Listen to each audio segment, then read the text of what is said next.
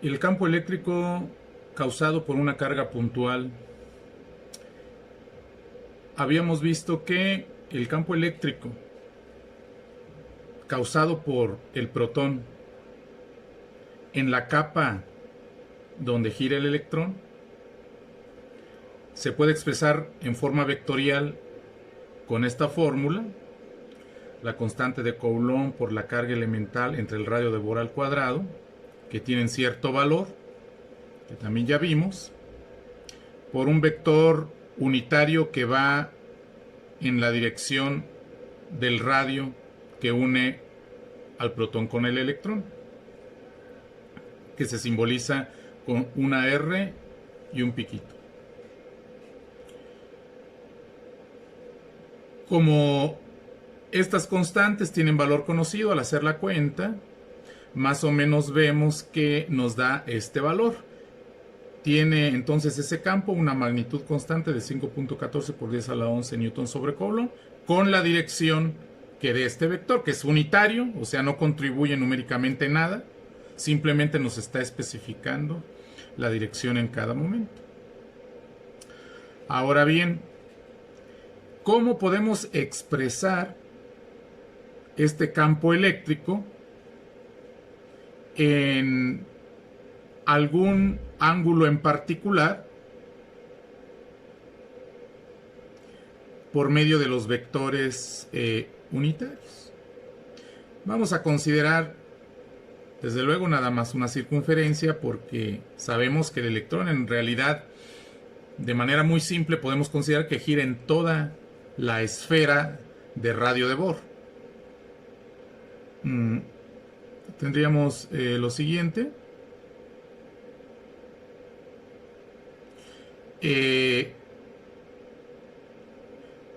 Por ejemplo, ¿cuál sería el campo eléctrico exactamente si ponemos esa circunferencia en un sistema de coordenadas? Como nada más estamos considerando la circunferencia en un plano cartesiano nada más, ya ahorita sí no en el espacio, sino en un plano cartesiano X, Y. Bueno, pues aquí vemos que aquí, cuando el electrón va aquí, el campo eléctrico en ese lugar, el campo eléctrico en este lugar, pues va a valer todo este número, le vamos a llamar E por R unitario, donde E sin flechita significa la magnitud, nada más. Y la magnitud ya sabemos que expresado con las constantes es KE sobre RB cuadrada, y expresado en forma numérica pues sería 5.14 por 10 a la 11 newtons sobre Coulomb. Entonces podemos en realidad expresarlo así. La cuestión es ¿cómo podemos expresarlo cuando tenemos un cierto ángulo en la posición donde tenemos un cierto ángulo θ central respecto al eje X? Este es un ángulo estándar, ¿verdad? En este caso, ángulo estándar. Bueno, pues podemos traer el vector campo a un diagrama también cartesiano de campos, ¿verdad? Este diagrama es de posiciones, ¿verdad? Porque se refiere a las posiciones que tienen estas partículas en ciertos momentos, ¿verdad? Este, por ejemplo, es el radio. Ahora, pongo el vector E con cierto ángulo θ. Aquí, ¿verdad? Es este. Porque estos están son colineales. La recta que une al protón con el electrón pasa encima de la dirección, obviamente, de este campo eléctrico. Entonces, este ángulo es teta. Entonces, como aprendimos en la preparatoria, este no es un vector fuerza, es un vector campo, pero también desde el punto de vista geométrico podemos descomponerlo en un vector, ¿verdad? Proyección, perdón, en el eje y un vector proyección en el eje X, ¿verdad? Este ángulo pues es recto. Ahora, ¿cuánto vale X? Bueno, igual en la prepa nos dijeron, ese ángulo va a valer E por el coseno de teta. ¿Cuánto vale EY? Ese vale E por el seno de teta. ¿Quién es E? La magnitud, habíamos quedado, de este vector. Es este tamaño que está aquí, ¿verdad? De aquí a aquí. El tamaño nada más, ¿verdad? Las magnitudes siempre son positivas. ¿Cómo se les llama a este? Pues componentes. Pueden llevar signo negativo estas componentes. Depende de cómo sea el ángulo teta. Componentes del campo eléctrico.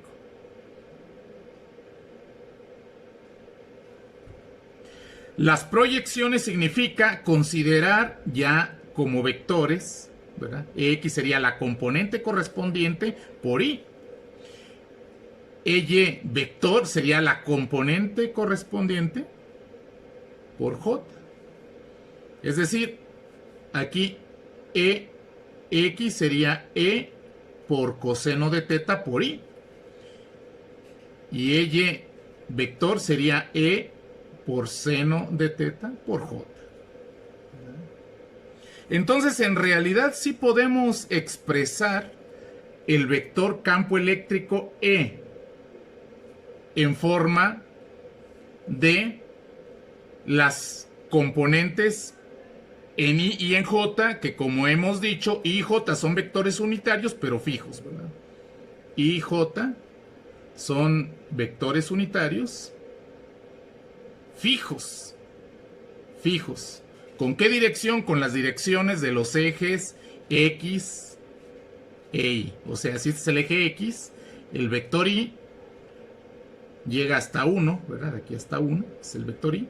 El vector J llega hasta 1, aquí.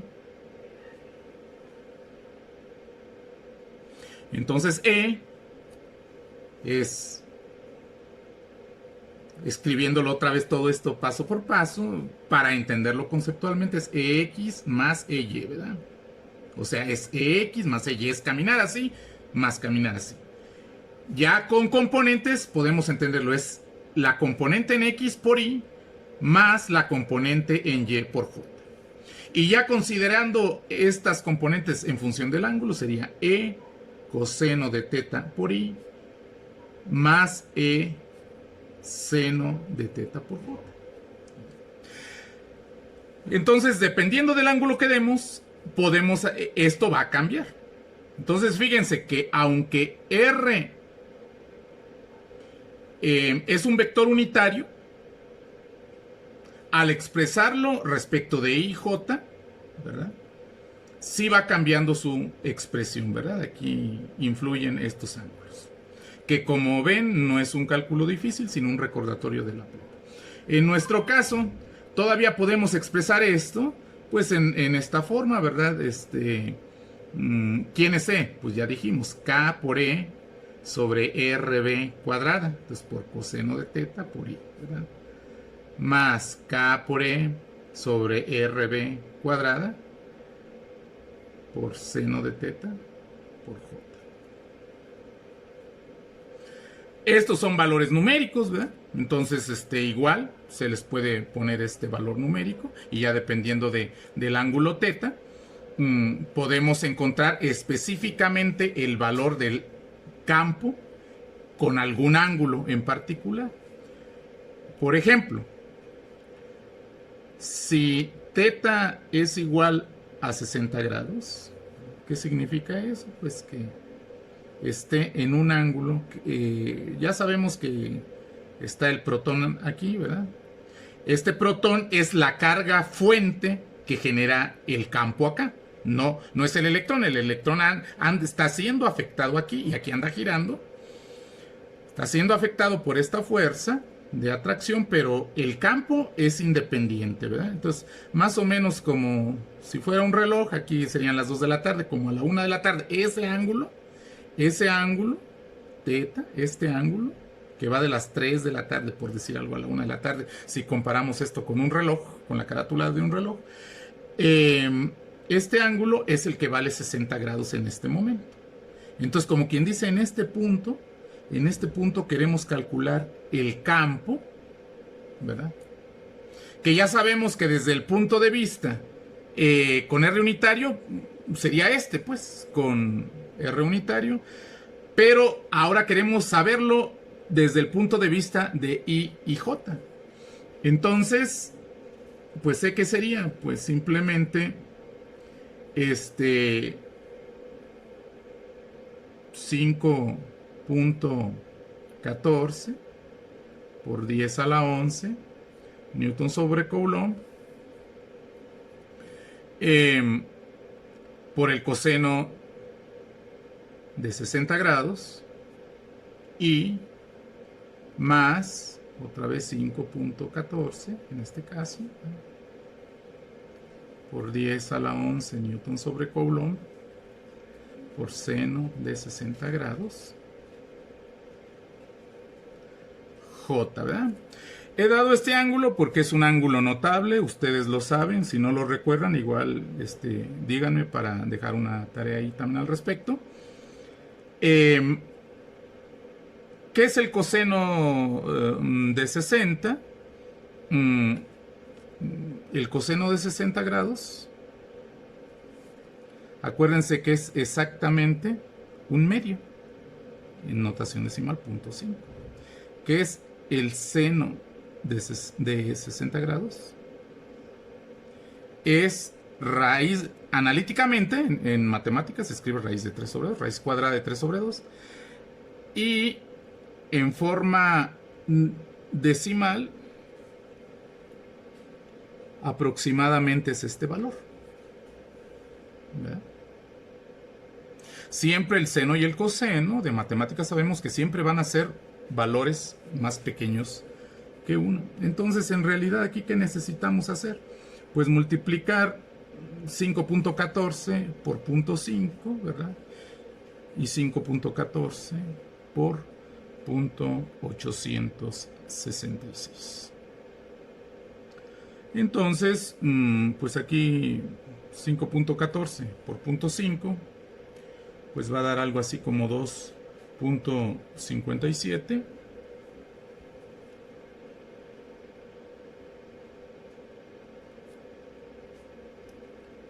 A la 11 Newton sobre Coulomb I.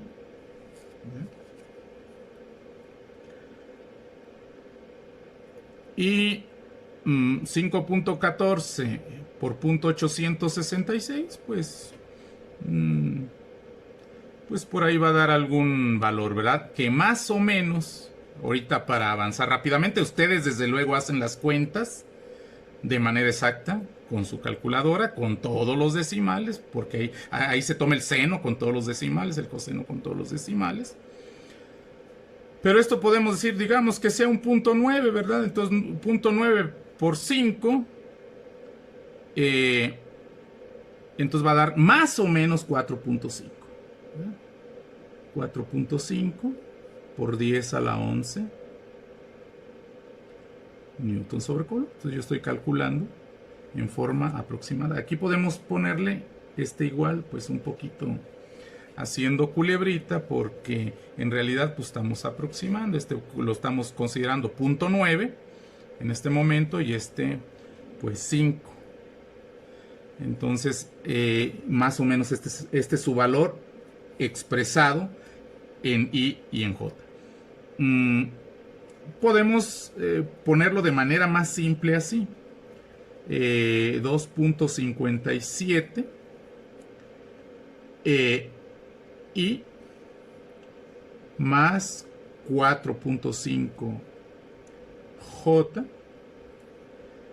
por 10 a la 11 Newton sobre Coulomb. Este es el factor común. Desde luego las unidades siempre se van a poder factorizar.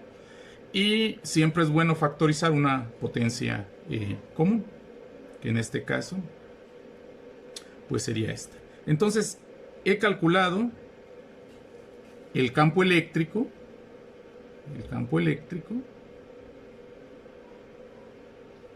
en un punto que está a 60 grados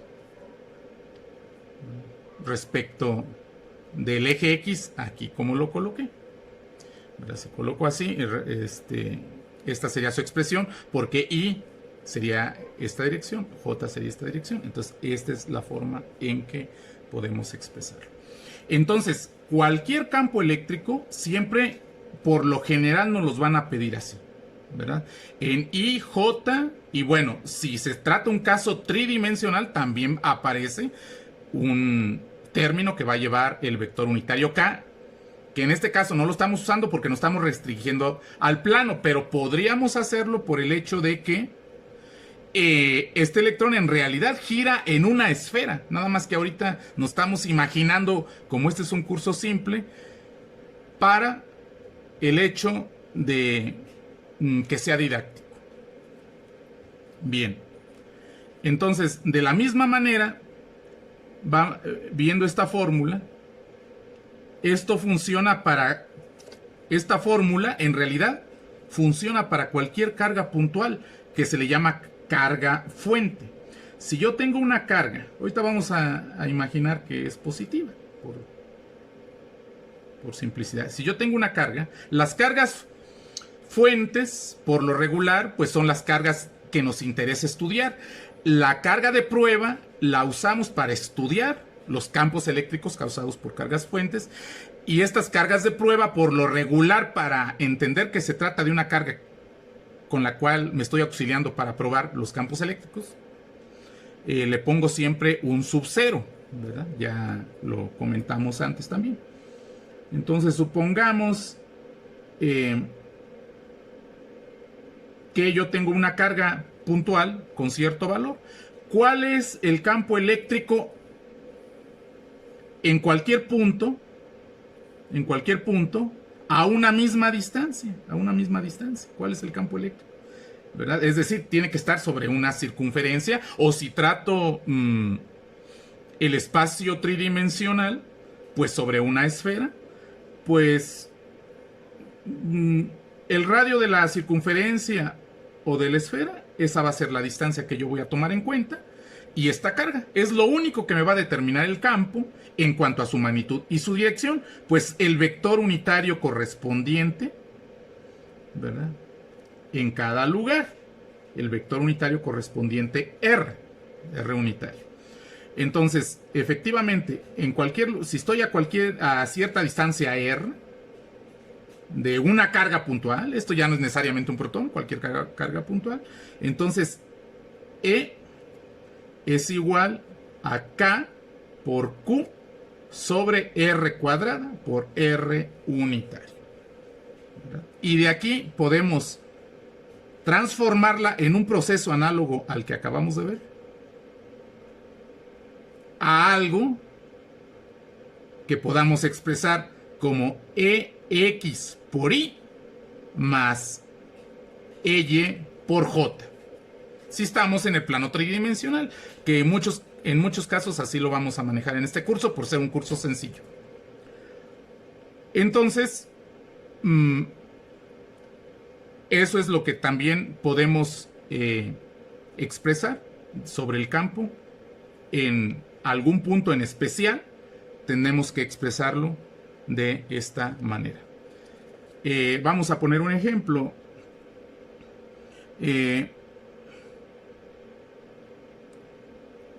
Si tenemos una carga de 5 microcoulombs en el origen,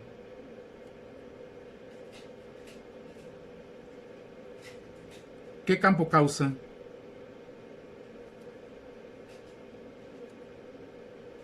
En el punto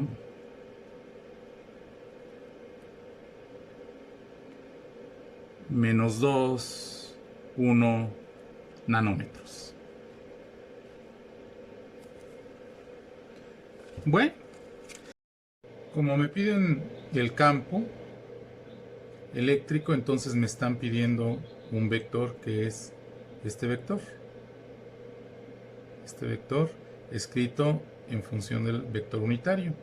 Pero este vector, como hemos dicho, pues también lo podemos expresar en función de estos dos vectores unitarios que son fijos, ¿verdad? Como hemos dicho antes.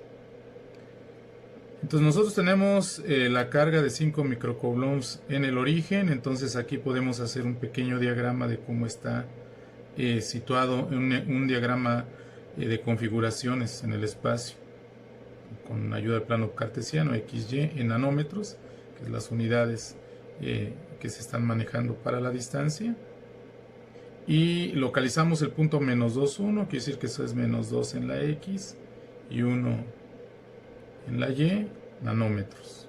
Entonces este es el punto. Entonces me piden calcular el campo eléctrico allí causado por esta carga colocada en el origen.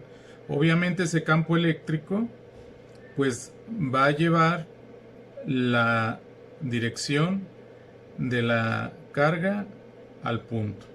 Entonces va a llevar esa dirección. Y si notamos, el campo eléctrico pues tiene sus dos componentes, la componente horizontal EX y la componente vertical EY, o proyecciones. Si es visto como vectores se les llama proyecciones, y componentes a los coeficientes de los vectores unitarios I y J. Entonces, ¿qué se hace para obtener entonces ese vector, este vector que nos están pidiendo? Pues primeramente vamos a obtener la magnitud. La magnitud es el coeficiente que lleva el vector R, ¿verdad?, que sale de la fórmula de Coulomb. Por eso le llamamos E sin flecha. Entonces, al sustituir la K, Q y R, nos quedarían estos valores. Ustedes lo van a hacer de manera exacta en su calculadora. Yo aquí estoy sustituyendo para ahorrar tiempo de manera aproximada. Bueno, este sí está exacto, y ahorita en este momento este valor sí es exacto, ¿verdad? Porque el valor de la distancia es R cuadrada, R es esto, entonces R cuadrada es la hipotenusa de este triángulo al cuadrado. Por lo tanto, es la suma del cuadrado de este cateto, que mide 2, más el cuadrado de este cateto, que mide 1. Entonces sería 4 más 1, 5. Por eso es 5. Y como este diagrama, la distancia nos la están dando en nanómetros, y los nanómetros es 10 a la menos 9 como prefijo. Entonces pues nos va a quedar 10 a la menos 18 después de elevar al cuadrado esto, metros cuadrados, ¿verdad?, por la ley de los exponentes. Entonces ahorita este valor sí está exacto, pero el valor de la constante está aproximado. Entonces nosotros vemos que en este caso aquí podemos cancelar el 5 y nos queda este 9, y con las leyes de los exponentes también determinamos el exponente que va a llevar el 10, ¿verdad? Entonces sería 18 y 9 son 27 menos 6, 21. Entonces 9 por 10 a la 21 newton sobre Coulomb es el valor del campo eléctrico en magnitud. Ahora, nos hace falta entonces ahora pasar a esto. Nosotros aquí ya tenemos que EX pues es E por coseno de teta, y EY es E por seno de teta. Entonces ocupamos coseno de teta y seno de teta, donde teta es el ángulo estándar. En este caso este sería nuestro ángulo estándar. No sabemos cuánto mide el ángulo, sin embargo por la geometría del problema podemos determinar los valores exactos de este coseno y de este seno, ¿verdad? sería en este caso el coseno, pues cateto adyacente entre hipotenusa, pero cuando se trata de un ángulo estándar se toma la coordenada de manera directa, es decir, con todo y signo. Entonces sería de menos 2, sería menos 2 entre raíz cuadrada de 5, ¿verdad? Esto, si lo queremos aproximar, pues es menos 2 más o menos entre 2.1. Para el caso del seno de teta, pues sería 1, que es el cateto opuesto, ¿verdad?, al ángulo suplementario, pero que son es la función trigonométrica que corresponde al ángulo estándar. 1 entre la raíz cuadrada de 5, porque es cateto, digamos, opuesto entre hipotenusa, y es aproximadamente 1 sobre 2.1. De manera que al sustituir, pues en nuestra fórmula, que sería esta, claro, aquí está E distribuido, ahora lo factorizamos aquí en esta parte. Entonces nosotros vamos a tener E, que es la magnitud que hemos obtenido antes, tendría que ser por coseno de teta, y coseno de teta pues vamos a sustituir este número. Ahora, como estamos aproximando 2 entre 2.1, pues casi es 1, entonces sustituimos un menos 1, ya sabemos que esto es un valor aproximado, porque yo estoy calculando aproximadamente. Luego 1 sobre 2.1 para el seno, que entonces iría acá, es 1 medio, 0.5, y enseguida multiplicamos, pues 9 por menos 1 da menos 9, 9 por 0.5 da 4.5, y claro, factorizando la parte de la notación científica, da por 10 a la 21 newton sobre coulomb. Entonces este es aproximadamente el campo eléctrico que nos piden, ¿verdad? Porque siempre nos van a pedir, cuando no nos especifiquen otra cosa, en función de los vectores I y J. Entonces esto sería aproximadamente. En el caso de ustedes sí van a sustituir los valores exactos. Aquí les va a salir un valor más exacto, y desde luego van a sustituir estos valores exactos con todos los decimales en la calculadora, de manera que les van a salir cantidades muy parecidas a estas dos, ¿verdad? Ustedes pueden calcular el error que hay en cada una, ¿verdad? El error que cometí yo aquí en este cálculo rápido respecto al valor más exacto que ustedes van a obtener.